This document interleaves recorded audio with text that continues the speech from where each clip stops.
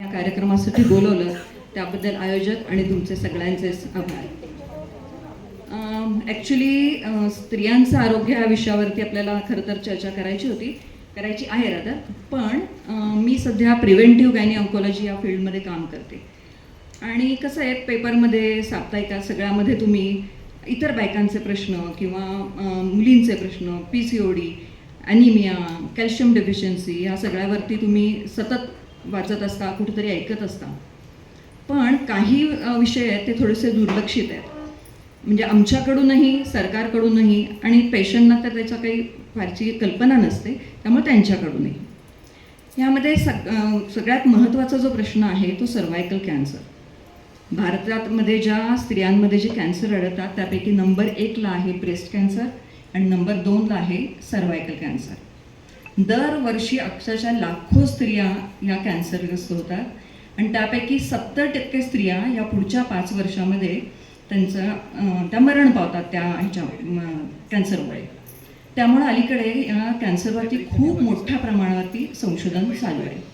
ह्याचं कारण आहे, पण त्याच्या आधी मी सांगते की आता तुम्ही बघितलं की आजूबाजूला कॅन्सरचं प्रमाण प्रचंड वाढलं आहे सगळ्याच टाईपच्या.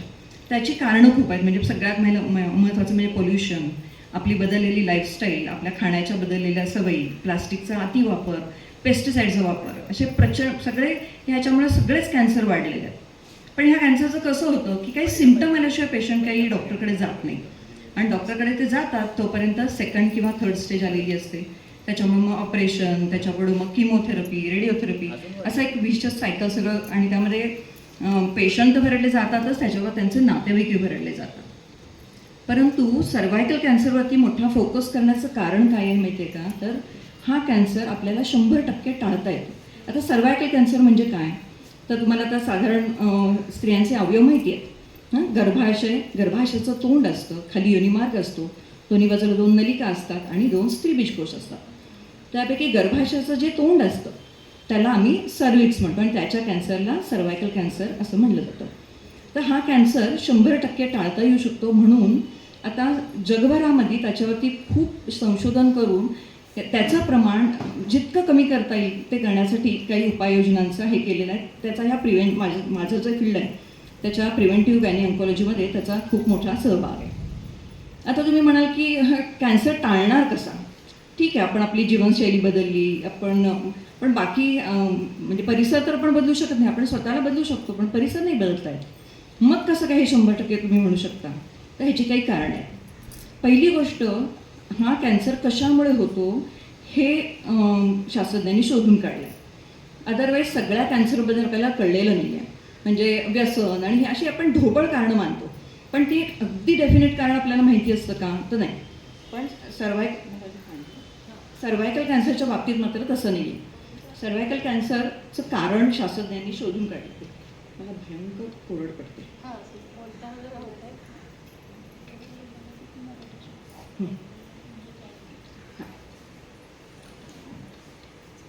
तर आता हा कॅन्सर होतो कशामुळे, तर आता आपण सगळे कोविडच्या काळात त्यातनं बाहेर पडलो आहे. तुम्हाला सगळ्यांना माहिती आहे की करोना व्हायरसमुळे आपल्याला कोविड झाला.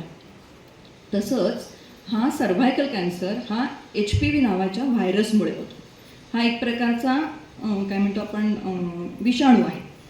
ह्या विषाणूच्या प्रादुर्भावामुळे हा कॅन्सर होतो, हे आता नोन आहे. म्हणजे साधारण 90% जे गर्भाशयाच्या तोंडाचे जे कॅन्सर असतात हे HPVमुळे होतात. उरलेलं 10% काय, तर म्हणजे ह्याच्या HPVच्या इन्फेक्शन बरोबरच समजा खूप लहान वयात लग्न, लहान वयात मुलं, 3-4 म्हणजे जास्त प्रमाणात मुलं, अनेक पुरुषांबरोबर संबंध, शारीरिक स्वच्छता नसणं, टोबॅको च्युइंग किंवा मिश्री लावणं, असे जे काही म्हणजे सवयी असतात, ह्या सगळ्यांमुळं ते इन्फेक्शन बरोबर हे पण हे कारणीभूत आहेतच, म्हणजे कारणं आहेतच याची. पण आता HPV इन्फेक्शन होतं कसं, हे HPV इन्फेक्शन हे स्त्री पुरुष संबंधामधनं होणारे इन्फेक्शन आहे. त्यामुळे हे इन्फेक्शन त्याच्यामुळे आपण टाळण्याचा प्रयत्न करू शकतो. कसं आहे की HPVचे 200पेक्षा अधिक प्रकार शास्त्रज्ञांनी शोधून काढले. पण ह्या सगळ्यांच्या, आता समजा आपल्या शेजारच्याला सर्दी खोकला झाला तर आपल्याला लगेच होतो का, तर नाही होत, कारण आपली इम्युनिटी असते. तसंच ह्या HPVच्या बाबतीत सगळे काही जे टाईप्स आहेत ते काही कॅन्सरसाठी कारणीभूत नसतात. त्यापैकी काही ठराविक आहेत तेच कॅन्सरला कारणीभूत असतात. त्यांना आम्ही ऑन्कोजेनिक HPV असं म्हणतो. तर भारतामध्ये जे काही आढळतं त्याच्यामध्ये सुद्धा 16 आणि 18 नंबरचे व्हायरस जे आहेत ते कॅन्सरसाठी कारणीभूत आहेत. पण आता समजा एखाद्या मुलीला बाईला झाला HPVचं इन्फेक्शन, तर लगेच तिला कॅन्सर होणार का? तर तेही नाही. कारण जे स्ट्रॉंग हेल्दी असतात ते त्यांचं शरीर साधारण 9 ते 12 महिन्यामध्ये हा हल्ला HPVचा हल्ला असतो तो परतवून लावतो आणि त्याच्यामुळं पेशंट त्यातनं फ्री होते आणि कॅन्सरच्या टप्प्यावर जाण्यापासून तिचा बचाव होतो. हे झालं HPVबद्दल. आता दुसरं काय तर प्री कॅन्सरस स्टेजमध्ये आपण हा कॅन्सर शोधू शकतो. आता प्री कॅन्सरस स्टेज म्हणजे काय? तर पूर्व प्राथमिक. म्हणजे कॅन्सरचे टप्पे कसे असतात की स्टेज 1, स्टेज 2, स्टेज 3 आणि स्टेज 4. पण त्याच्या आधी पण एक स्टेज असते ती सगळ्यामध्ये डायग्नोस होत नाही, पण ती सर्व या गर्भाशयाच्या तोंडाच्या कॅन्सरमध्ये आपण ती डायग्नोस करू शकतो. त्याला पूर्व प्राथमिक अवस्था असं म्हणलं जातं. आता ताप आला तर आपण थर्मामीटरनं ताप मोजू शकतो. तर पण हा कॅन्सर आहे किंवा त्याचं पूर्व प्राथमिक हे शोधायचं कसं? तर त्याच्यासाठी सुद्धा काही मेथड्स आहेत. त्याला आम्ही स्क्रीनिंग मेथड्स म्हणतो.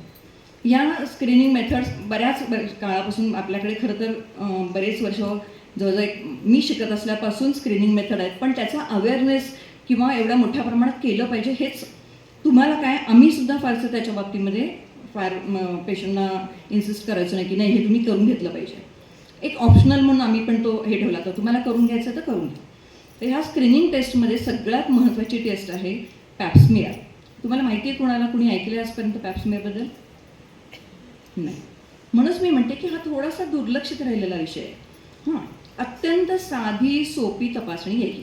ह्याच्यामध्ये आता तुम्ही डिलिव्हरी तुमच्या झालेल्या आहे, तुम्हाला माहिती आहे की डॉक्टर तुम्हाला आतून तपासतात, बरोबर आहे? तसंच तपासून पिशवीच्या तोंडापाशीच्या काही पेशी काढून त्या म्हणजे ट्रान्सपोर्ट मीडियम म्हणतो मी त्याच्यातनं लॅबोरेटरीमध्ये पाठवल्या जातात आणि त्याचं तिथे बघितल्या जातात त्या मायक्रोस्कोपखाली. त्याच्यामध्ये काय ॲबनॉर्मल सेल्स दिसत आहेत का हे बघितलं जातं. त्याच सॅम्पलमध्ये HPV इन्फेक्शन दिसतंय का हेही बघितलं जातं. समजा आता एखादं सॅम्पल आलं आणि त्याच्यामध्ये HPV पण निगेटिव्ह आहे म्हणजे नाही आहे HPVचं इन्फेक्शन आणि सगळ्या पेशीसुद्धा नॉर्मल आहेत असा रिपोर्ट आला तर पुढच्या 5 वर्षामध्ये त्या स्त्रीला सर्वायकल कॅन्सर होण्याची शक्यता जवळजवळ 0 असते. त्यामुळे आपण पुढचे 5 वर्ष तरी निवांत राहू शकतो. आता हे स्क्रीनिंग सुरू कधी करायचं? तर आयडियली हे म्हणजे 30शीपासून सुरू करायला हवं. खरं तर भारतात म्हटलं तर आपल्याकडे लग्न खूप लवकर होतात, त्यामुळे खरं तर भारतात तर 25शीपासूनच सुरू करायला हवं. तर 30शीपासून वयाच्या 65व्या वर्षापर्यंत दर 5 वर्षांनी ही टेस्ट करणं गरजेचं आहे. अतिशय सोपी टेस्ट, अगदी सहजी होणारी, त्याच्यासाठी ना ॲडमिशनची गरज आहे ना भुलीची गरज आहे आणि फारशी कॉस्टलीसुद्धा नाही आहे. फार काही त्याची चार्जेस नाही आहेत. त्यामुळं खरं तर तुम्ही सगळ्याजणी नक्की 5 वर्षातनं ती टेस्ट करून घेऊ शकता. पण मी आता माझं कामच आहे हे सगळ्यांना सांगायचं. मी सांगितल्यानंतर लोकांचं काय म्हणणं असतं माहिती आहे का? त्यात काही निघालं तर अरे काही निघालं तर आपण अर्ली स्टेजमध्ये आपण ते ट्रीट करू शकतो ना. ह्याचं कारण प्री कॅन्सर स्टेजपासून कॅन्सरपर्यंत जाण्याची ही जो मुदत आहे ती चक्क 10 ते 15 वर्ष आहे. समजा त्या इतक्या अलीकडच्या टप्प्यावर आम्ही तुम्हाला जर ट्रीट केलं म्हणजे ट्रीटमेंट केली तर कॅन्सरच्या टप्प्यापर्यंत जाण्यापासून आम्ही नक्की तुम्हाला रोखू शकतो. म्हणून ही टेस्ट करणं खूप गरजेचं आहे. पण समजा एखाद्या व्यक्तीमध्ये त्या स्त्रीमध्ये जर ॲबनॉर्मल पेशी आहेत असं आलं किंवा HPV इन्फेक्शन आहे, मग आता लगेच आता पुढचं आता काय करायचं? तर त्याच्या पुढे कॉल्पोस्कोपी नावाची एक तपासणी असते. ती पण अगदी साधी सोपी OPD बेसिसवर केली. OPD बेसिस म्हणजे ॲडमिशनची गरज नाही. तुम्ही आता आम्हाला कसं दाखवायला येता तसंच त्या ह्याच्यावरती दाखवायला येऊन एक 10 मिनटाचं काम असतं फक्त. ती पण काय फार कॉस्टली नाही, भुलेची गरज नाही, त्यांनी काही दुखायचं कारण नाही आहे, दुखत नाही. त्यामुळे अगदी सहजी ती पण टेस्ट करू शकतो आपण. पण मग ह्याच्यामध्ये ॲडिशनल आपल्याला काय माहिती मिळते? तर ह्याच्यामध्ये तिथं काही आम्ही केमिकल्स लावतो आणि पिशवीचं तोंड आता तुम्हाला कशी एंडोस्कोपी माहिती आहे, लॅप्रोस्कोपी हे ऐकून तरी माहिती आहे. ते आपल्याला शरीराच्या आत घालावं लागतात ते त्या दुर्बिणी. पण ह्या दुर्बिणीचं तसं नाही की आपल्या शरीराच्या बाहेर ठेवून आम्ही फक्त मॅग्निफाईड व्ह्यूमध्ये पिशवीचं तोंड बघतो आणि त्याला काही केमिकल्स लावतो त्याच्यामुळं आपल्याला कळू शकतं की तिथं काही ॲबनॉर्मल काही एरिया दिसत आहेत का. त्याच्या असतील तर तिथून आपल्याला बायोप्सी घेता येते. बायोप्सी म्हणजे माहिती आहे ना, तुकडा घेणं. हां, तो तुकडा घेऊन आपण जर लॅबोरेटरीमध्ये तपासला तर ती पेशंट प्री कॅन्सर स्टेजमध्ये आहे का आपल्याला समजू शकतो. आता समजा रिपोर्ट आला की आहे प्री कॅन्सर, त्याच्यात पण स्टेजेस असतात 1, 2, 3, त्यापैकी अगदी तिसऱ्या टप्प्यावर आहे असं जरी आपल्याला कळलं, मग लगेच गर्भाशय काढायचं का, हा पुढचा प्रश्न. कारण बायकांचं असं असतं, एकदा मुलं झाली, ऑपरेशन झालं, आता त्या गर्भाशयाचा मला काही उपयोग नाही, असं नसतं. गर्भाशय आपल्या शरीरातला अतिशय महत्त्वाचा अवयव आहे. त्यामुळं होता होईतो तो न काढता आपण प्रयत्न केला पाहिजे ट्रीट करायचा. पण मग आता हे नाही तर इतर काही, पण त्याच्यासाठी पण मग समजा प्री कॅन्सर स्टेजमध्ये तर त्याच्यासाठी बऱ्याच ट्रीटमेंट्स अवेलेबल आहेत. त्यासुद्धा ओ पी डी बेसिसवर करता येतात. पण आम्ही बायका खूप अशा घाबरतात म्हणून आम्ही अगदी थोडं त्यांना झोपेचं इंजेक्शन असं देऊन त्या पुढचं हे म्हणजे ट्रीटमेंट्स करतो. त्याच्यामध्ये बर्फाचा शेक वगैरे ऐकून माहिती आहे तुम्हाला काही. आता शेक म्हटलं की पहिली गोष्ट कॅन्सरचा शेक, तर तसं नाही. बर्फाचा, आम्ही कॉमन भाषेमध्ये त्याला बर्फाचा शेक म्हणतो, त्याला क्रायोथेरपी म्हटलं जातं. तर ते किंवा तिथं गरम ह्याचा शेक, असे 2 प्रकारचे शेक देऊन आपण त्या प्री कॅन्सर स्टेजमधनं त्या पेशंटला बाहेर पडू शकतो. पण त्यानंतर तुमची जबाबदारी काय. समजा आम्ही त्यातनं तुम्हाला ट्रीट केलं, पण तुमची जबाबदारी काय, आता एकदा झालं की संपलं असं नाही. तर पुन्हा आपण जे शेड्यूल सांगितलं आहे मी तुम्हाला त्याप्रमाणे ते 3 जेव्हा असं काही टेस्ट करतो त्याच्यात 1 वर्षानंतर टेस्ट करायला लागते. समजा ती निगेटिव्ह आली तर मात्र पुढे 5 वर्षांनी असं 65व्या वर्षापर्यंत तुम्हाला ती टेस्ट करणं गरजेचं आहे. म्हणजे आम्हाला तर सांगितलं होतं की आता तुमचं ट्रीटमेंट झालेली आहे, असं नाही. कारण पुन्हा आपल्या शरीराला पुन्हा HPV इन्फेक्शन होऊ शकतं, बरोबर आहे की नाही. त्यामुळं आपल्याला हे दर 5 वर्षांनी ही टेस्ट करत राहणं अतिशय गरजेचं आहे. आता हे सगळं झालं, आता आपल्याला होऊच नाही, हां, ह्याच्यासाठी काय करायचं. तर ह्याच्यासाठी आपण काय करायचं, तर ते लहान मुलांना कसं आपण वॅक्सिन्स देतो, अगदी जन्मल्याला दिवशी अलीकडे BCG दिलं जातं. आपण सगळ्यांनी कोविडचं वॅक्सिन घेतलं आहे. हे कशासाठी, तर पुढे होऊ नये म्हणून आपण घेतो. आता ह्याचं कारण कळल्यामुळे आपल्याला हे आपण त्याच्यासाठी सुद्धा शास्त्रज्ञांनी वॅक्सिन शोधून काढले आहे. त्यामुळे हे वॅक्सिन दिलं तर आपण ह्याचा प्रादुर्भाव HPVचा रोखू शकतो आणि साहजिकच पेशंटला कॅन्सरच्या स्टेजला जाण्यापासून आपण रोखू शकतो. आता हे जे वॅक्सिन आहे ते कुणाला द्यायचं आणि केव्हा द्यायचं. तर तुम्हाला मी सांगितलं की हे इन्फेक्शन स्त्री-पुरुष संबंधातून होणारे इन्फेक्शन आहे. त्यामुळे शक्यतो मुलींना लग्नाच्या आधीच तुम्ही हे वॅक्सिन दिलं पाहिजे. तर मग आधी म्हणजे किती आधीपासून आपण देऊ शकतो, तर खरं वर्ल्ड हेल्थ ऑर्गनायझेशन जी आहे, जागतिक आरोग्य संघटना, त्यांनी हे मुलींबरोबर मुलांना सुद्धा रेकमेंड केलं आहे. कारण शेवटी इन्फेक्शन दोघांनी होणार आहे, हां, तर त्याच्यामुळे दोघांनीही रेकमेंड केलेलं आहे. आणि ते अगदी वयाच्या 9व्या वर्षापासून आपण देऊ शकतो. 9व्या ते 14 ह्या वयोगटामध्ये प्रतिकारशक्ती सगळ्यात जास्त स्ट्रॉंग असते. त्यामुळे फक्त 2 डोस दिले तरी सुद्धा पुरेसे असतात. म्हणजे समजा आज दिला तर 6 महिन्यांनी पुढचा डोस द्यायचा. पण समजा आता तुमच्या मुली त्याच्या पुढच्या वयाच्या आहे, आता काय करायचं, तर 15 पासून 26 वर्षापर्यंत सुद्धा आपण हे वॅक्सिन देऊ शकतो. फक्त तेव्हा मात्र 3 डोस देणं गरजेचं असतं. म्हणजे आज दिला की 2 महिन्यानंतर दुसरा द्यायचा आणि त्याच्यापासून 4 महिन्यानंतर, म्हणजे पहिल्या वॅक्सिनपासून 6 महिन्यानंतर तिसरा, असं हे शेड्यूल जर तुम्ही कंप्लीट केलं तर पुढे बूस्टर डोस घेण्याची गरज नसते. कारण त्याची जी प्रतिकारशक्ती आहे ती आपल्या आयुष्य म्हणजे लाईफ लाँग राहते. त्यामुळे पुन्हा काही परत आता वॅक्सिन घ्यायची, एकदा ते शेड्यूल पूर्ण झालं की वॅक्सिन द्यायची गरज नसते. आता हे भारतात अवेलेबल आहे का, तर आहे. कारण आता गेले म्हणजे 25 वर्ष परदेशामध्ये हे वॅक्सिन मुलींना दिलं जातं आहे. पण आपल्याकडे सरकारला नेहमीच जाग उशिरा येते. त्यामुळे आत्ता आपल्याकडे गेल्या 10 वर्षामध्ये हे वॅक्सिन द्यायला आपण सुरुवात केलेली आहे. तर त्याच्यातसुद्धा भारतामध्ये एक सर्वावॅक, गार्डासिल वगैरे नावांनी वॅक्सिन अवेलेबल आहे. त्यापैकी जे सर्वावॅक नावाचं वॅक्सिन आहे ते भारतीय बनावटी, अगदी पूर्णपणे भारतीय बनावटीचं, भारत सिरम इन्स्टिट्यूटनं तयार केलेलं हे वॅक्सिन आहे. त्याची किंमत इतर फॉरेन वॅक्सिनपेक्षा खूप कमी आहे, पण तितकंच ते प्रभावी पण आहे. त्यामुळे ते सुद्धा तुम्ही दिलं तरीसुद्धा, म्हणजे आता इम्पोर्टेडच चांगलं असतं का, तर असं अजिबात नाही. भारतीय बनावटीचं सुद्धा वॅक्सिन हे अतिशय चांगलं आहे. आता त्याच्याबद्दल काही गैरसमज प्रत्येक ह्याच्याबद्दल असतात, गैरसमज हे असतातच. तसं आता आम्ही जेव्हा प्रॅक्टिसमध्ये मला खूप प्रश्न विचारले जातात की मॅडम हे 9 वर्षात वॅक्सिन दिलं तर मुलीची पाळी लवकर येईल का. काहीही संबंध नाही. हं, त्यामुळे जेव्हा तुमच्या मुलीच्या ओव्हरीज म्हणजे स्त्रीबीजकोश मॅच्युअर होतील, त्यांचे हार्मोन्स मॅच्युअर होतील आणि जेव्हा त्यांची पाळी येणं अपेक्षित आहे तेव्हाच ती पाळी येणार आहे. ह्या वॅक्सिनमुळे खूप लवकर वयात पाळी येते वगैरे असं काही होत नाही. फक्त हे वॅक्सिन आपण प्रेग्नन्सीत देऊ शकत नाही, पण डिलिव्हरीनंतर 6 आठवड्यानंतर आपण हे वॅक्सिन देऊ शकतो. मी तुम्हाला सांगितलं तसं बूस्टर डोसची गरज नाही आहे. समजा एखाद्या मुलीला तुम्ही 11व्या वर्षात वॅक्सिन दिलं आणि नंतर तुम्ही विसरून गेला, की अरे मग कधीतरी 15-16 वर्षाची ती झाल्यानंतर तुमच्या लक्षात येणार की अरे पण हिला वॅक्सिन सेकंड डोस आपण दिला नाही, मग आता काय करायचं? मग पहिल्यापासून शेड्यूल सुरू करायचं का? तर नाही. तिचं पहिलं वॅक्सिन तुम्ही तिच्या 14व्या वाढदिवसाच्या आधी दिलेलं आहे, त्यामुळे नंतरचा एकच डोस फक्त पुरेसा आहे.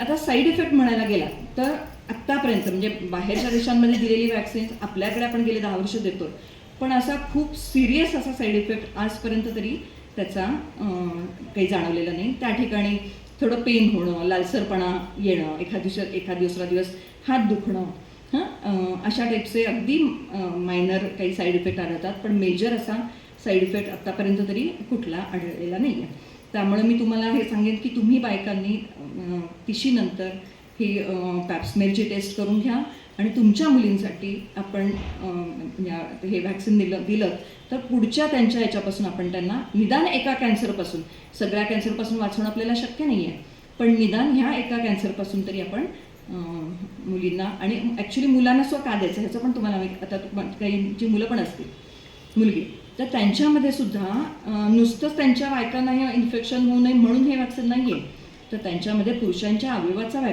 कॅन्सर किंवा गुदद्वाराचा कॅन्सर, काही ओरल तोंडातलं कॅन्सर, हे सुद्धा या HPVच्या वॅक्सिनमुळे आपण प्रिव्हेंट करू शकतो. त्यामुळे मुलांना दिलं तर ते सुद्धा त्यांच्यासाठी हे फायदेशीरच ठरणार आहे. त्यामुळं आता मी हे अवेअरनेससाठी तुम्हाला हे सगळं सांगते, तर हे केलं तर जास्त उत्तम. आता दुसरा मुद्दा आहे ब्रेस्ट कॅन्सर. मी तुम्हाला म्हटलं भारतामध्ये आता आपण आजूबाजूला तुम्ही कितीतरी पेशंट बघितले असेल, अगदी म्हणजे 35-40 पासून अलीकडे आम्ही ब्रेस्ट कॅन्सर बघतो. पूर्वी अगदी असं असायचं की जसं वय वाढत जातं तसं कॅन्सरचं प्रमाण वाढतं, पण आता तसा काही एज हे काही त्याचं राहिलेलं नाही आहे. कुठल्याही वयात कॅन्सर होऊ शकतो. मग पण ब्रेस्ट कॅन्सर काय आपण पूर्व प्राथमिक म्हणजे प्री कॅन्सर स्टेजला नाही शोधू शकत, पण तो जर आपण प्राथमिक अवस्थेत शोधला तर मात्र तो आपण टाळू नाही शकत, पण ट्रीट नंतर म्हणजे त्याचे उपचार नक्की करू शकतो.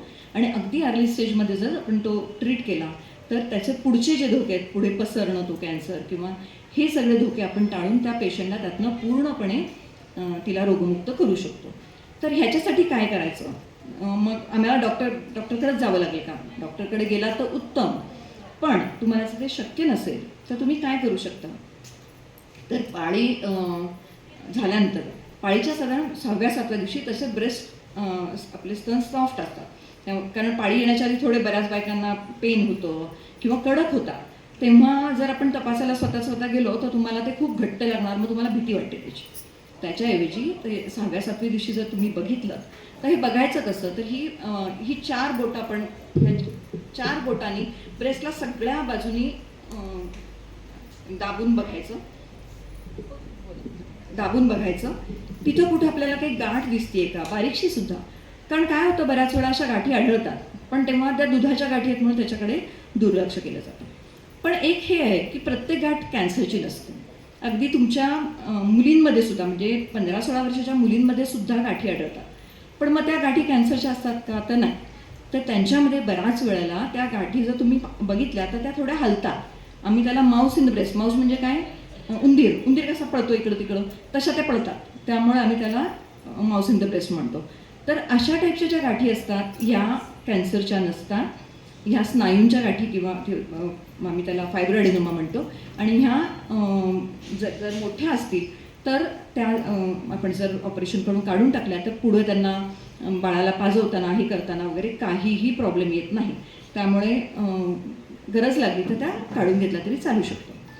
पण म्हणजे मोठ्या बायकांनी मात्र त्यांच्यामध्ये सुद्धा फायब्रोएडेनोमा होऊ शकतो, पण तरीसुद्धा डॉक्टरकडे जाऊन त्याचं तुम्ही निराकरण करून घेतलं पाहिजे की ही गाठ नक्की काळजी करण्यासारखी नाही आहे. समजा डॉक्टरांनी सांगितलं की मला थोडी शंका वाटते, तर लगेच पुढे सोनोग्राफी किंवा एक मॅमोग्राफी म्हणून टेस्ट असते. एक प्रकारचा एक्सरेच असतो तो, तर त्याच्यामध्ये आणखीन खूप कमी छोट्या आकाराची गाठसुद्धा त्याच्यामध्ये आपल्याला समजू शकते. त्याच वेळेला तुम्ही काय बघायचं, ह्या गाठी बघायच्या. निपल्स म्हणजे जे बोंड असतं ते आतल्या बाजूला असं खेचल्यासारखं झालं आहे का, हां, म्हणजे रिट्रॅक्टेड निपल म्हणतो आम्ही त्याला, तसं काही दिसतंय का, हां, किंवा त्यातनं काही चीक येतोय का. कारण फक्त त्यातनं दूध येणं फक्त आपल्याला अपेक्षित आहे, जे डिलिव्हरीनंतर यायला पाहिजे, इतर वेळेला नाही आलं पाहिजे. दूधही आलं नाही पाहिजे, चीकही नाही आलं पाहिजे, किंवा काही रक्तमिश्रित पाणीसुद्धा नाही यायला पाहिजे. असे काही स्त्राव तुम्हाला जर आढळले तरीसुद्धा तुम्ही डॉक्टरकडे गेलात पाहिजे. त्याच्यानंतर काखेमध्ये बघायचं तुम्ही, काखेमध्ये अवदाणं लागत आहेत का, हां, ही अवदाणं ही स्तनाशी संबंधित असू शकतात, त्यामुळे ती अवदाणं लागत आहेत का हे सुद्धा तुम्ही बघितलं पाहिजे. आणि ही तुम्ही करण्यासारखी टेस्ट आहे ना, तुम्हाला वेळ काढून डॉक्टरकडे काही जाण्याची गरज आहे किंवा काही त्याच्यासाठी तुम्हाला पैसे खर्च करायची गरज आहे. पण त्यात जर तुम्हाला काही आढळलं तर मात्र चालढकल न करता तुम्ही डॉक्टरांकडे गेलं पाहिजे. हे आता माझ्या फील्ड.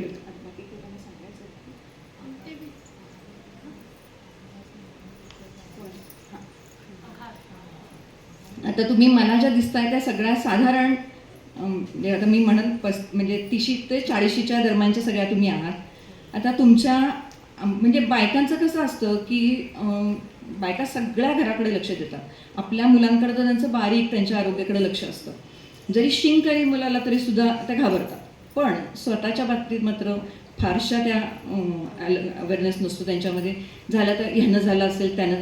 आम्ही विचारतो की अरे एवढं होईपर्यंत तुम्ही का थांबलात, तर त्यांचं असं म्हणणं असतं आम्हाला वाटलं असं असेल ह्याला काही अर्थ नसतो. तुम्ही ते डॉक्टरकडे जाऊन त्या शंकेचं तुम्ही निरसन करून घ्यायला पाहिजे.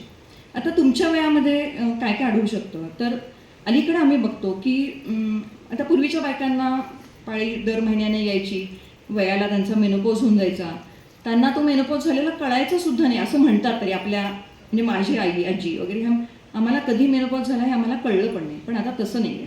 अगदी म्हणजे पाळी येण्याच्या आलेल्या वयापासून पाळी जाण्याच्या वयापर्यंत सगळ्या वयामध्ये पाळीच्या तक्रारी आपल्याला आढळतात.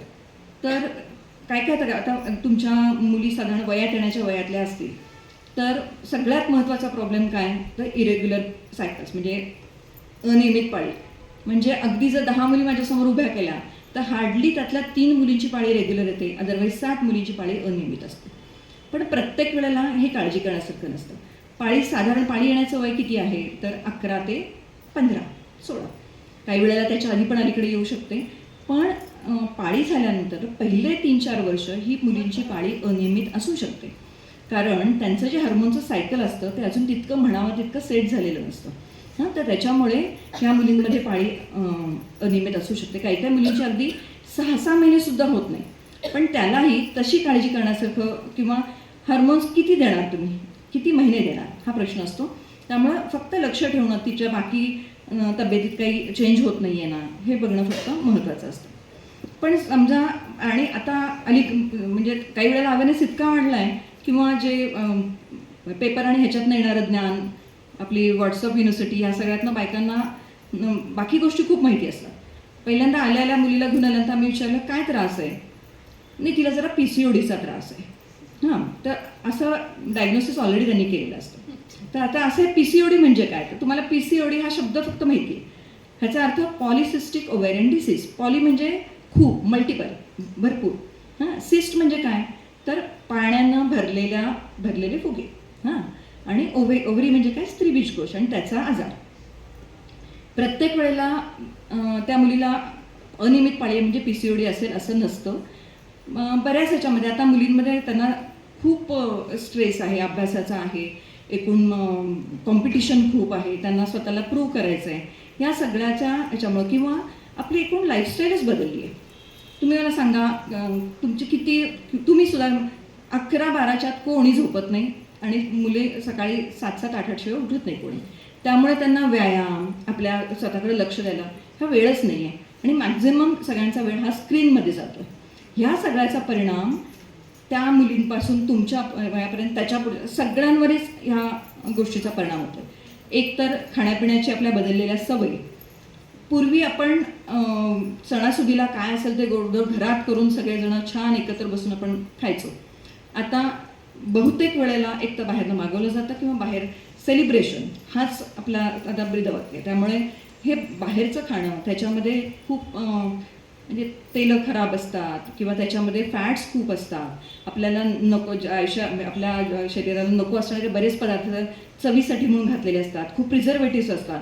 ह्या सगळ्याचा परिणाम आपल्या शरीरावर व्हायला लागला. दुसरी गोष्ट सेडेंटरी लाईफ म्हणजे बैठी जीवनशैली. पूर्वी आपण खाली स्वयंपाक करायचा, काही घ्यायचं असेल तर उठायचं, पुन्हा बसायचं, बरोबर आहे. सगळे बसून मांडी घालून छान बसून जेवायचो. त्यानिमित्तानं केअर काढणं ह्या सगळ्यामधनं खूप व्यायाम व्हायचा. आता तसं प्रत्येक ह्याला यंत्र आलं आहे. त्यामुळे आपण सगळ्याच गोष्टी आता म्हणजे बैठीच जीवनशैली झाली आहे. आणि मुलींना तर काय मुलींना अभ्यास असतो, त्यामुळं त्यांचं बसूनच असतं. त्यामुळे बैठी जीवनशैली आणि आपला व्यायामाचा अभाव ह्या सगळ्याचा परिणाम आपल्या त्यामुळे तुम्ही जर बघितलं तर अलीकडे मुली खूप लवकर मोठ्या होतात. त्यांची शरीरयष्टीमध्ये खूप लवकर चेंजेस येतात. त्याच्यानंतर एकूणच ओबेसिटी म्हणजे वजन वाढण्याचं प्रमाण बेसुमार झालेलं आहे. कारण अगदी 14-15 वर्षाच्या मुलींचं वजनसुद्धा 70 किलो वगैरे अलीकडे असतं. हा सगळा आपल्या ह्या बदललेल्या जीवनशैलीचा परिणाम आहे. त्यामुळे माझ्या मुलीला PCOD आहे हे म्हणून तुमचं जबाबदारी संपली असं नाही. तर तुम्ही स्वतः हे समजून घेतलं पाहिजे, तुमच्या मुलींना त्यांनी समजून घेतलं पाहिजे की जोपर्यंत आपण आपली जीवनशैली बदलत नाही किंवा वजन कमी करत नाही, आपलं हेल्दी फूड घेत नाही, तोपर्यंत आपल्या प्रॉब्लेमला डॉक्टरकडे सुद्धा सोल्युशन नाही.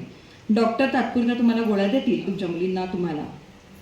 त्यामुळे एक पुढचे 6 महिने सगळं व्यवस्थित पुन्हा ये रे माझ्या मागल्या, कारण तुमचं शरीर पुन्हा आहे ते त्याचे रंग दाखवणारच परत. त्यामुळे हे प्रॉब्लेम त्या मुलींचे चालूच राहतात. त्याच्यानंतर दुसरी काही मुलींमध्ये काय होतं की पाळी सुरू झाली, बऱ्याचदा 3-3, 4-4 महिने होत नाही आणि नंतर झाली की थांबत नाही आणि मग खूप दिवसाला 4-4 पॅड बदलावे लागतात, खूप ब्लिडिंग होतं, मग मुली अशक्त होतात. हे सुद्धा योग्य नाही. साधारण 5 ते 6 दिवसाच्या पलीकडे साधारण आम्ही म्हणतो की महिन्याची जी पाळी होते त्याच्यामध्ये साधारण 80 मिली रक्तस्राव हा आपलं शरीर पेलू शकतं, कारण तेवढं नवीन रक्त तयार होत असतं. पण खूप प्रमाणात झाला तर त्या प्रमाणात तेवढं आपलं हिमोग्लोबिन वाढू शकत नाही आणि मग या मुलींना ॲनिमिया होतो. तुमच्या वयात सुद्धा हे प्रॉब्लेम आढळतात. बऱ्याचशा बायकांनी काय करतात की सणवार आले म्हणून गोळ्या घेतात, बरोबर आहे.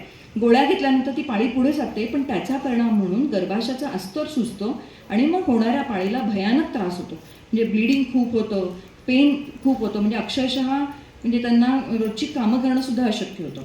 त्यामुळे ह्या सगळ्यामुळे पण जर खूप ब्लिडिंग होत असेल, असं काही होत असेल तर मात्र तुम्ही ताबडतोब डॉक्टरांचा सल्ला घेतला पाहिजे. पाळी जाण्याकडे जेव्हा जायला लागतं 40 नंतर, तेव्हा जेव्हा ब्लिडिंग लागतं तेव्हा एक कॉमन हे असतं, नाही मला वाटलं की पाळी जाणार आहे आता म्हणून हा त्रास होतो आहे. तर पाळी जाताना असे त्रास व्हायलाच पाहिजे असं काही अपेक्षित नसतं. त्यामुळे त्यावेळेला सुद्धा जर तुम्हाला अतिरक्तस्राव होत असेल तर तुम्ही ताबडतोब डॉक्टरांचा सल्ला घेणं अपेक्षित आहे. दुसरी महत्त्वाची तुमच्यामध्ये काय असतं तर व्हाईट PV डिस्चार्ज म्हणजे अंगावरती पांढरं जाणं. तर अंगावर पांढरं जाणं हे नॉर्मली असू शकतं, ॲबनॉर्मली असू शकतं. तर आता हे आपण ओळखायचं कसं?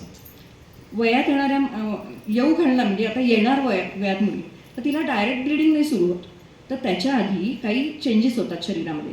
म्हणजे काखेत केस यायला लागतात, ब्रेस्ट डेव्हलपमेंट होते, नंतर योनिमार्गातनं थोडं थोडं पांढरं जायला लागतं. हे तुम्ही त्यांची जर पॅन्टी बघितली तर त्याच्यावरती थोडासा असा पांढरट पिवळसर डाग दिसतो. तर ह्याचा अर्थ आता एक 6 महिने ते वर्षभरामध्ये या मुलीची पाळी सुरू होणार आहे. हा त्याचं एक साईन असतं. त्यामुळे हे ॲबनॉर्मल नसतं. नंतर पाळी यायला लागलेल्या मुलींमध्ये सुद्धा किंवा तुम्हा बायकांमध्ये सुद्धा ज्या पिरियडमध्ये स्त्रीबीज बाहेर पडतं, ज्याला आम्ही ओव्युलेशन पिरियड म्हणतो, ह्या दरम्यान म्हणजे साधारण पाळीचा 13वा ते 15-16वा दिवस ह्या काळामध्ये पांढरं जाण्याचं प्रमाण बऱ्यापैकी वाढतं. एकदम असं पाण्यासारखं पांढरं जायला लागतं. आणि पण हे सुद्धा हे हार्मोनच्या चेंजेसमुळे होतं. ह्या पिरियडमध्ये जर ते होत असल्यास हे नॉर्मल असतं. किंवा पाळी येण्याच्या आधीसुद्धा स्त्राव थोडेसे जास्त आणि घट्ट असतात, हेही नॉर्मल असतं. मग ॲबनॉर्मल केव्हा? तर त्याच्या बरोबरीनं जर तुम्हाला खाज येत असेल, त्याच्यामुळे तुम्हाला युरिनचं इन्फेक्शन होत असेल किंवा त्याच्यामुळे जर तुम्हाला पोटात दुखत असेल, तर तेव्हा मात्र ह्याचा अर्थ तिथं योनी मार्गामध्ये इन्फेक्शन झालेलं आहे असा त्याचा अर्थ असतो. आणि मगाशी मी त्या सर्वायकल कॅन्सरच्या ह्याच्यामध्ये सांगायचं आणखीन एक विसरले की त्याच्यामध्ये सुद्धा पांढरं जाणं हे कंटिन्युअस राहतं, कुठल्याही ट्रीटमेंटने ते बरं होत नाही आणि बऱ्याच वेळेला त्याला वास यायला लागतो. हे सर्वायकल कॅन्सरचं एक हे असतं. म्हणजे तुम्हाला काही असे काही चेंजेस जर दिसले की वास येतोय आपल्या कपड्यांना वगैरे त्या डिस्चार्जमुळे, तर ताबडतोब तुम्ही सल्ला घेणं अपेक्षित आहे. हे झालं व्हाईट डिस्चार्जबद्दल. आणि तुम्हाला काही विचारायचं आहे? तुम्ही प्रश्न विचारा काही सांगता. तुम्हाला काही विचारायचं तुमच्या मुलींच्या बाबतीमध्ये तुमच्या बाबतीत म्हणा. विचार.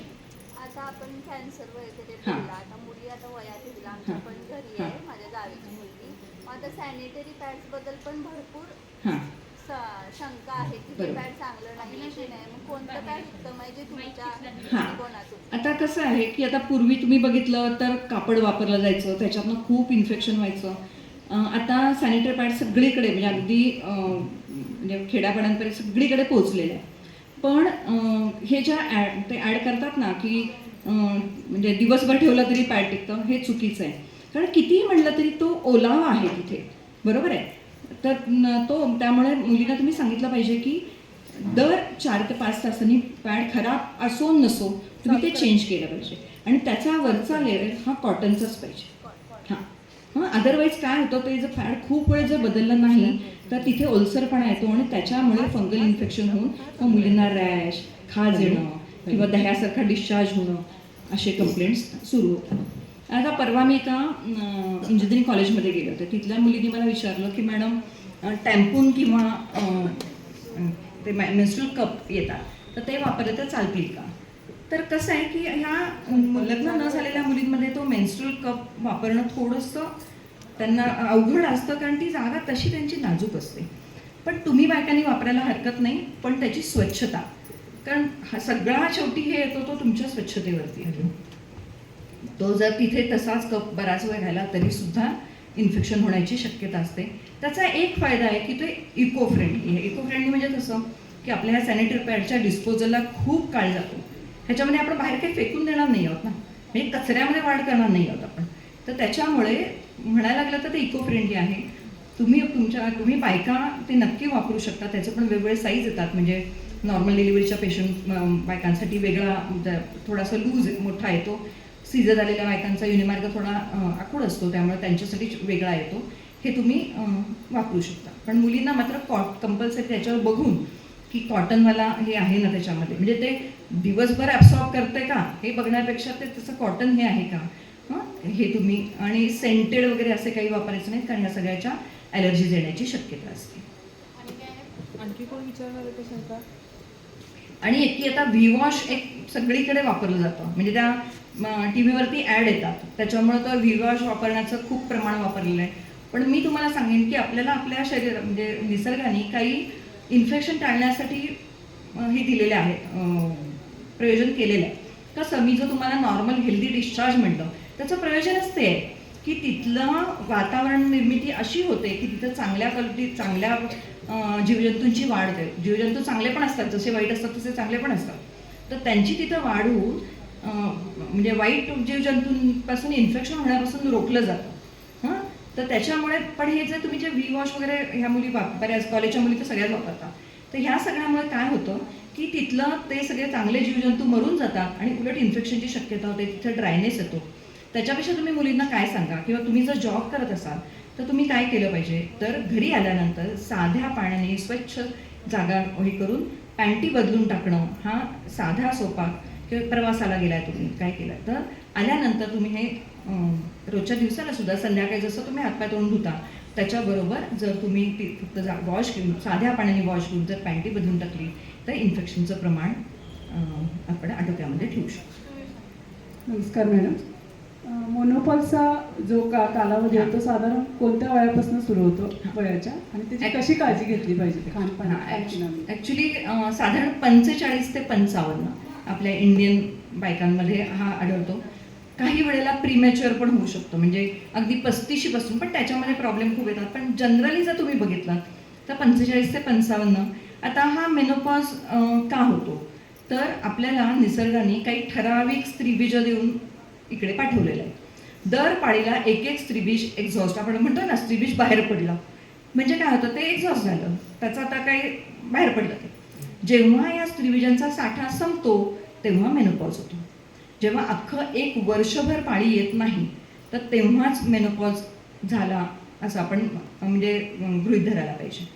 मग आता तुम्ही विचारता की काळजी काय काय घ्यायला पाहिजे. काय होतं की शेवटी म्हणजे पाळी येताना मुलींचं जसं सगळं डिस्टर्ब आयुष्य होतं तसंच तोही हार्मोनल चेंजेस असतो, तसाच हा पण एक खूप मोठा हार्मोनल चेंज असतो. हां, खूप मोठा हार्मोनल चेंज आहे.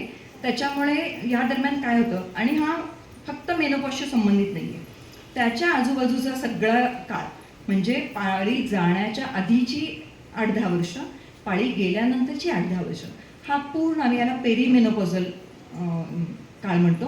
हा पूर्ण काळ महत्त्वाचा आहे. म्हणजे हे जे सगळे आपल्या शरीरात जे मेनोपॉजचे चेंजेस व्हायला लागलेले असतात ते साधारण 8-10 वर्ष आधी सुरू होतात आणि झाल्यानंतर सुद्धा आपलं शरीर त्याला पूर्णपणे म्हणजे कोपअप करायला पुढची काही वर्ष लागतात. त्यामुळे हा पूर्ण या काळामध्ये ह्याच्यामध्ये काय काय होऊ शकतं, तर सगळ्यात महत्त्व हार्मोनल चेंजेस झाल्यामुळे काही शारीरिक बदल होतात. बदल म्हणजे काय, आपली 25शीतली स्किन आणि 50शीतली ती थोडी ओघळल्यासारखी होते. ह्याचं कारण आपलं मसल्स हळूहळू त्याचा बल्क म्हणजे जो ताठरपणा असतो तो कमी होतो, म्हणून आपला चेहरा उघळतो, आपले हात थोडे स्किन उघळल्यासारखी दिसायला लागते.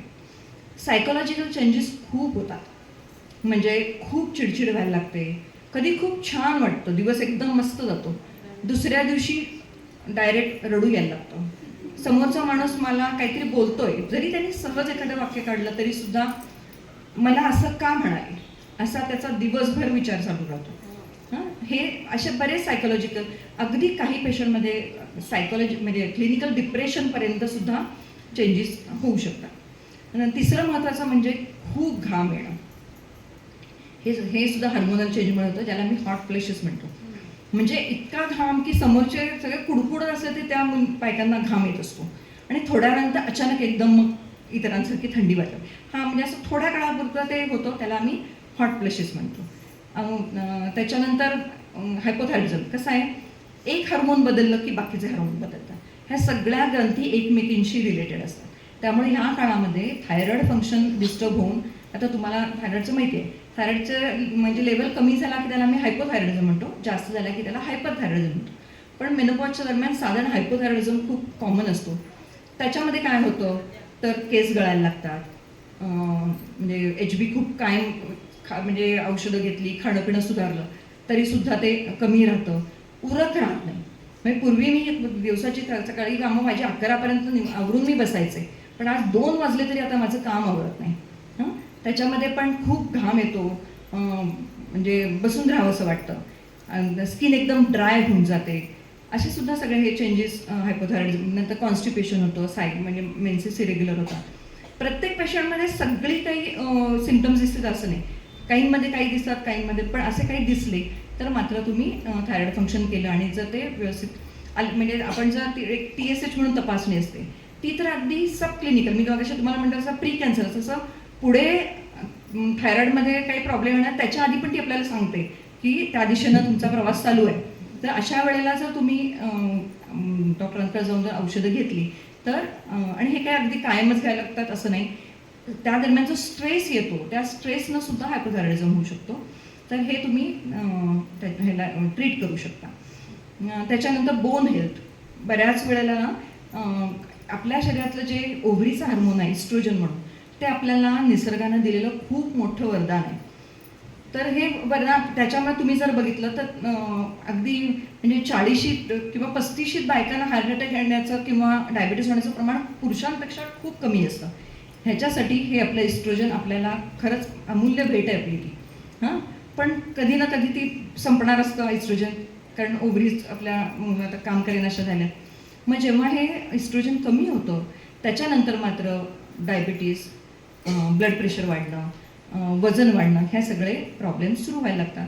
त्यामुळे तुम्ही वर्षातनं एकदा का होईना ह्या तुमच्या रुटीन म्हणजे हिमोग्लोबिन तपासणं, शुगर तपासणं, डॉक्टरांकडे जाऊन अधूनमधून ब्लड प्रेशर चेक करणं, आपल्या वजनाकडे लक्ष ठेवणं, ह्या सगळ्या गोष्टी तुम्ही करायला हव्या. आणखी कोणी विचारणार प्रश्न?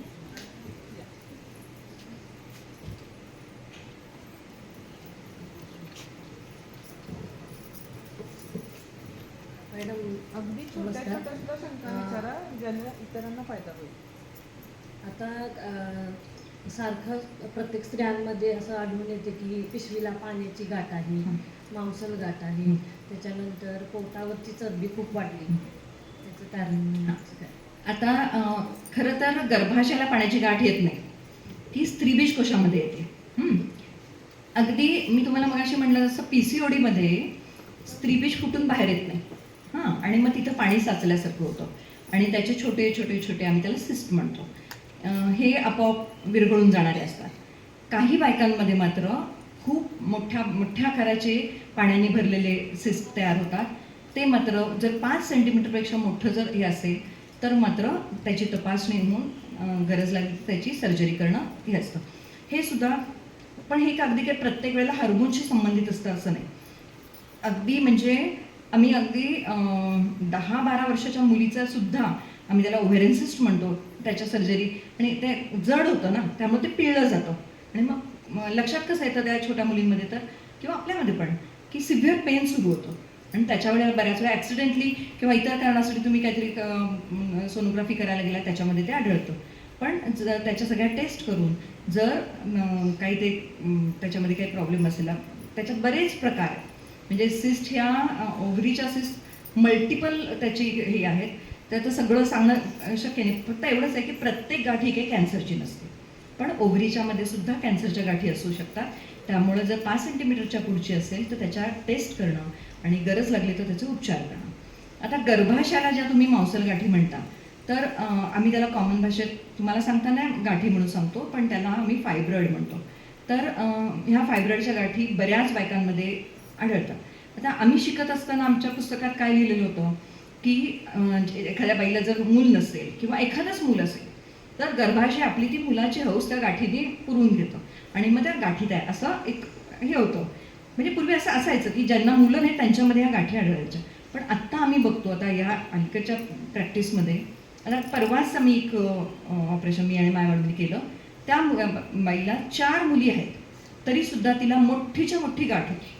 म्हणजे खरं तर आता म्हणजे जसं सायन्स रोज बदलतं तसं ह्याच्यामध्ये पण ही गाठ कुणाला होईल काय होईल हे नाही सांगू शकत.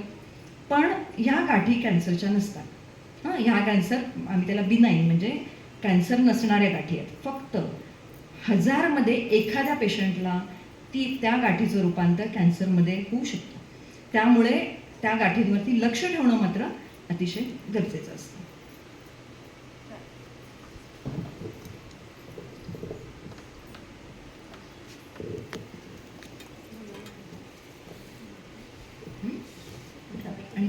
ठीक आहे. सगळ्यात महत्त्वाचा आजार जो आपल्याला खूप मोठा धक्का देतो, भीती दाखवतो, तो म्हणजे कॅन्सर. आणि अशा कॅन्सर सोबत 2 हात करण्यासाठी स्त्रियांना मदत करतात त्या आपल्या अतिथी. या कॅन्सर संदर्भात उपचार तर त्या करतातच, पण तो होऊ नये म्हणून मार्गदर्शनही करीत असतात. आता त्यांनी तुमच्याशी संवाद साधला आणि त्या संवादामध्ये तुमच्या लक्षात आलं असेल की खरोखर मॅडम या संदर्भात प्रचंड त्यांचा अनुभव सुद्धा आहे आणि अभ्यास सुद्धा आहे. कॅन्सर संदर्भातील ह्या ज्या गाठी आहेत, आपण सहज म्हणतो आतल्या गाठीची आहेस बरं का, पण आतली गाठ किती धोकादायक आहे हे खरोखर घाम फोडणारी आहे हे आज कळालं. आणि खरोखर आपल्याला जर सुखी आणि आनंदानं आपलं म्हातारपण घालवायचं असेल तर मॅडमनी जो टप्पा सांगितला की 5 वर्षातून एकदा स्वतःसाठी, आतल्या गाठीचा हा मंत्र म्हणायला काही हरकत नाही. 5 वर्षातून एकदा स्वतःसाठी जर आपण ह्या अतिथी मॅडमची भेट घेतली तर आपलं म्हातारपण निश्चित आनंदाचं जाईल, टेन्शन फ्री जाईल. कशी काळजी घ्यावी, कोणत्या गोष्टीला घाबरू नये आणि कोणती गोष्ट खरोखर लक्षपूर्वक पाहिली पाहिजे या संदर्भात त्यांनी अतिशय अनमोल, मी अनमोल अशासाठी म्हणते की हे बाजारात आजकाल बरीचशी माहिती मिळते किंवा मोबाईलवर ज्ञानाचा प्रचंड साठा आहे, पण चांगलं काय आणि वाईट काय हे सांगणारी जी व्यक्ती असते ती गुरु ठरते. तर ह्या माहिती आज आम्हाला जी मिळाली, तुम्ही या क्षेत्रामध्ये गुरुच आहात आणि प्रचंड अनुभव आहे, असंख्य रुग्णांना तुम्ही हाताळलेला आहे आणि त्या सगळ्याचा सार अगदी एका तासामध्ये तुम्ही या आमच्या माता पालकांना सांगितलेलं आहे, आम्हाला सांगितलेलं आहे. आमच्या स्वतःच्या शरीराकडे आम्ही पाहतच नाही, कारण मी किती चांगली संसारिक स्त्री आहे हे दाखवण्यासाठी आयुष्यभर आटापिटा चालू असतो. तर स्वतःकडेही पाहिलं पाहिजे, हा एक मंत्र छान दिलेला आहे. आणि आरोग्य सांभाळलं पाहिजे, जेवणाकडे लक्ष दिलं पाहिजे, हे सुद्धा छोटे छोटे त्यांनी उपाय आपल्याला सांगितलेले आहेत. तर जे मार्गदर्शन केलं ते त्याचे आभार मानणं शब्दामध्ये शक्य नाही आहे, पण खरोखर मॅडम अतिशय महत्त्वाची आणि अनमोल अशी माहिती आपण इथं आम्हा सर्वांना दिली, त्याबद्दल नूतन मराठी शिक्षण मंडळ आणि नूतन मराठी विद्यालय ब्रांच नंबर 1 तर्फे मी आपले मनापासून आभार मानते. हा कार्यक्रम अजून संपलेला नाही आहे, तर या कार्यक्रमासाठी आम्ही शिशुविहार या बालमंदिरच्या मुख्याध्यापिका शिक्षिकांना बोलवलं होतं आणि त्या अगदी वेळेत आलेल्या आहेत. मुख्याध्यापिका सौ माने मॅडम आणि त्यांच्या सहकारी शिक्षिका सौ डवरी मॅडम इथं आलेल्या आहेत. तर त्यांचं आमच्या नूतन मराठी विद्यालय ब्रांच नंबर 1 तर्फे सहर्ष असं स्वागत करते. शिकवला तर शिकतो तो माणूस का नाही, शिकवायला लागल्यानंतर पळवाट शोधतो तो माणूस. मग अशा वेळेला पळवाट जर कोण शोधत असेल तर त्याचे कान धरण्याची पद्धत पूर्वीपासून आहे. आता आमच्या शिक्षकांचे हात जरा कायद्यानं बांधलेत त्यामुळे आम्ही कान धरत नाही, पण समाजामध्ये आपले कान धरून काय चांगलं आणि काय वाईट हे सांगण्याची फार पूर्वीपासूनची परंपरा आहे, बरोबर आहे ना. तर त्याचा एक प्रकार म्हणजे कीर्तन किंवा भारुड. तर पुढचा जो कार्यक्रम आहे तो आपल्या माता पालकांसाठीच आहे. कीर्तन किंवा भारुड का सादर केलं जातं हे थोडक्यात मी तुम्हाला सांगते.